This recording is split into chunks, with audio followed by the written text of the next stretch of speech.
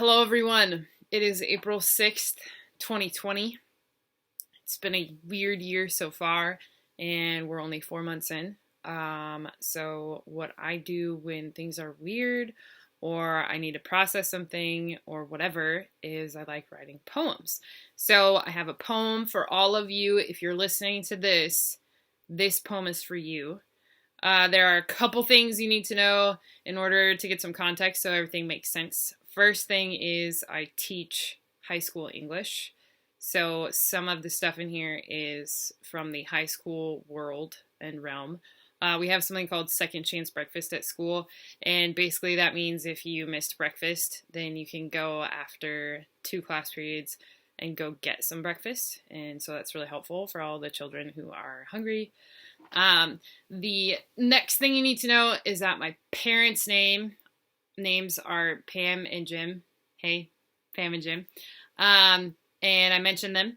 And then another thing is that the school district is giving free food to kids on weekdays, and they travel through the bus routes and they hand out food, and that's been really awesome. People are volunteering and doing that, and that's really cool. And then another thing is the big acronym that I'm using is HALT. So H is hungry, A is angry, L is lonely, and T is tired. And I got that from one of Brene Brown's books. I was listening to her and she was talking about Alcoholics Anonymous and how she went through that. And one of the things that they told them to do was halt.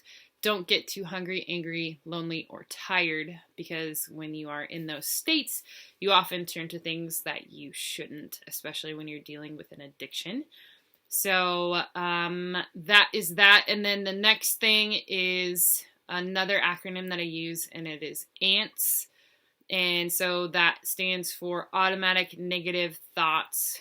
And those are just the things that pop into your mind, whether you want them to or not, that are negative. And I think a lot of us deal with that on a regular basis, but especially right now when we are stuck at home with all of our thoughts. And that is from a book called Change Your Brain, Change Your Life. So that's a good one. And I think that is all you need to know. So I'm going to read you my poem, and I hope you enjoy it. And here we go. Halt. If you can, don't get too hungry. You know when your head starts spinning and the gears in your stomach grind louder than the circus in your mind, you're not yourself when you're hungry. It's painful. It's annoying. It sends you into survival mode, and those dusty gushers floating in the bottom of your backpack look good, and that crushed packet of Scooby snacks, the ones from Second Chance Breakfast, becomes last chance before I rage on you for just standing there breakfast. You're not yourself when you're hungry. Animals get kind of scary when they are threatened, when they are trying to survive. Halt. If you can, remember your humanity. If you can, don't get too hungry. If you can, eat real meals with real people in real life, or through FaceTime, Zoom, Skype, Snapchat. Does anyone Skype anymore? Halt. If you can, don't get too hungry. And if you can, accept what gifts you are given, the unexpected provision from volunteers on buses, from ice chests full of food. Contrary to what some may believe, not all the chests hold ice, but their hearts are warmer than you imagined. Fear does that to people, forces them to imagine the worst, to become skeptical. It makes them cold, makes them difficult, makes them say and do and become things they don't want to be. It turns them into ice chests that are closed off, shut down, determined to keep in everything they think they need and keep out everyone that could be a threat to their insulation, protection. You're not yourself when you're hungry. But given the opportunity, people often have the generosity to act on what they know is good, to do their best. They have a heart inside a chest, blessed by resources they want to share. Halt. If you can, do not become too hungry. Instead, let your anger rise. Halt. Listen. If you can, this sounds weird to someone who is hungry. I'm telling you to be angry, but if you can, listen. Let your anger boil in your stomach. Make a fire of your face. Turn your fists into rocks. For those who are mistreated, for those who are blamed, for those who help and need help, who sacrifice, who give, who love, who have wild hearts in their open chests, willing, yet disparaged, giving, yet criticized, offering, yet despised, and then ask, why? And what can I do?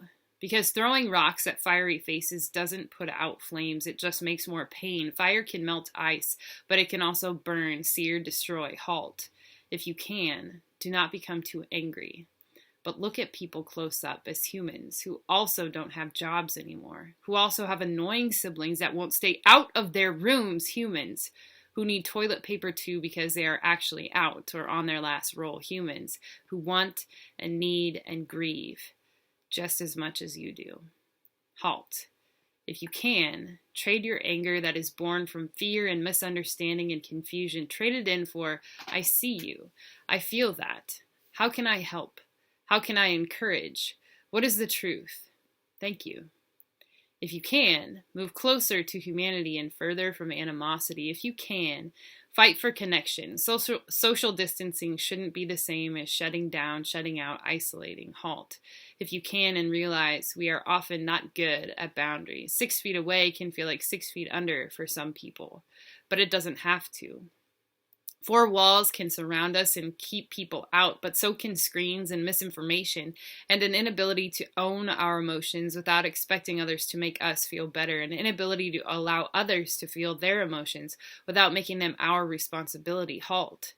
If you can, and know human connection can be a good conversation about things that matter, more than talking crap about that one person everyone can find something wrong with, about that virus that seems to be taking over the world and messing up my plans and ruining graduation and locking me inside. Sorry, no, I can't.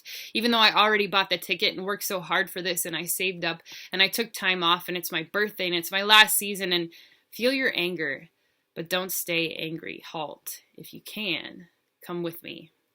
I'll take you to lonely. It often feels like hungry, painful, nagging, and sounds like angry, hurt, and frustrated. It is often dark and sometimes scary. Halt. If you can, come taste it, bitter and overpowering. Come feel it, suffocating and immobilizing. Come sit in it by yourself. I'll leave you there. Don't worry. There are many ways to get there. Like right now, there's an amazing sale on flights to tropical islands of doubt. You should get one. You will constantly be questioning where to go or what to do or if it is even worth it. And the best part is you will be isolated, deserted, and no one will be able to convince you to come back because it's doubtful you would make it home anyway.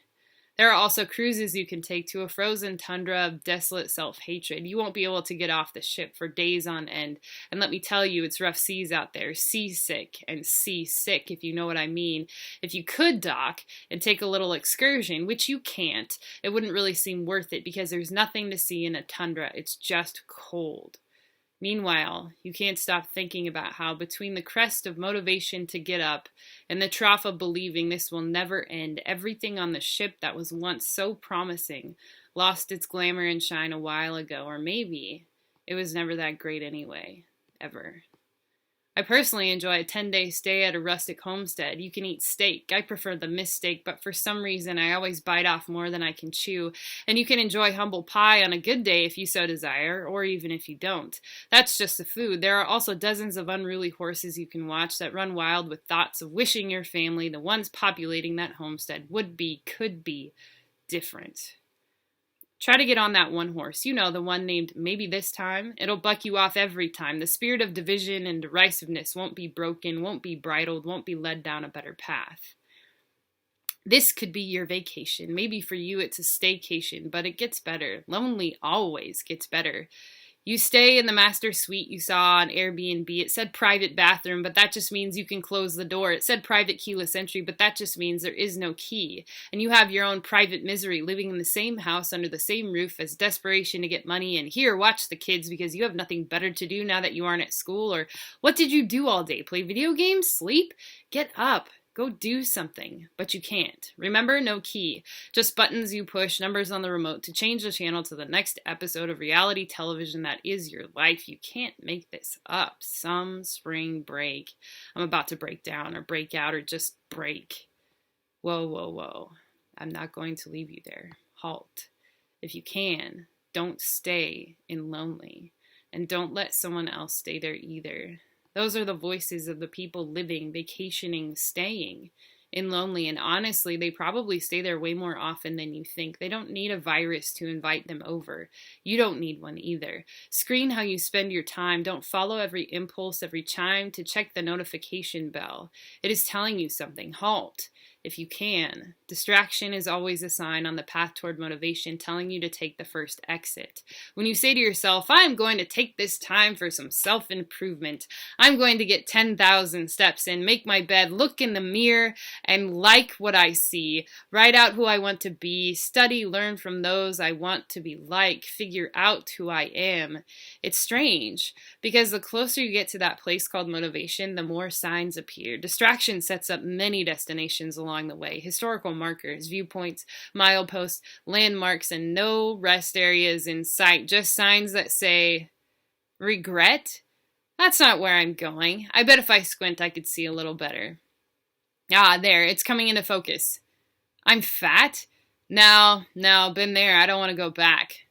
I'm too skinny? Too scrawny? What? Why are those places so close to fat? Okay, now I can see. There, that sign says, maybe tomorrow, I'm lonely. Maybe in a little bit, I'm lonely. After this episode, I'm lonely. This is a waste, I'm lonely. Stop watching that, I'm lonely. It's not even good, I'm lonely. Stop eating that, I'm lonely. You aren't even hungry, I'm lonely. I'm bored, I'm lonely.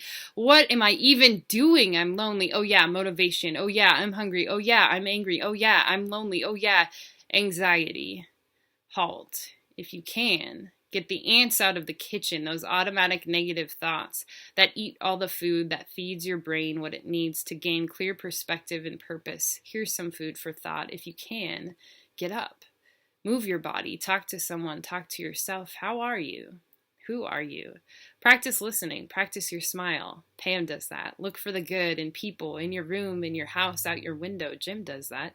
Smile at the good you find and share it if you can. Don't stay in lonely, and don't let someone else stay there either. And when you get too tired, halt if you can. Lay down. Close your eyes. Breathe in for 4. Hold for 4. Out for 4.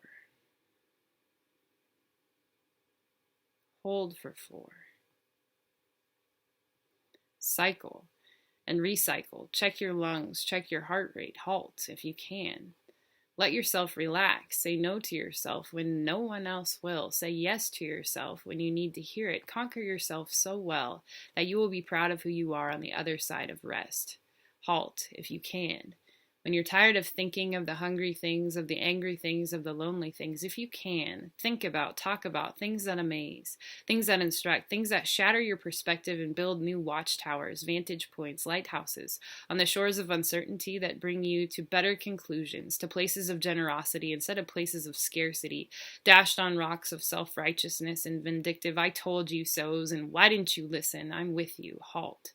If you can, banish the ants and turn social distance into properly boundaried social connection. Dissolve time and space with the time and space you have to check in with the people you miss, to acknowledge the people who check in with you. Forgive the people you live with for being in your breathing space, your eating space, your sleeping space, your thinking space. Make space for grace for their face too.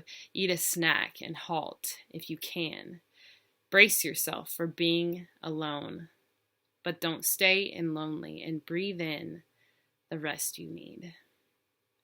Thanks.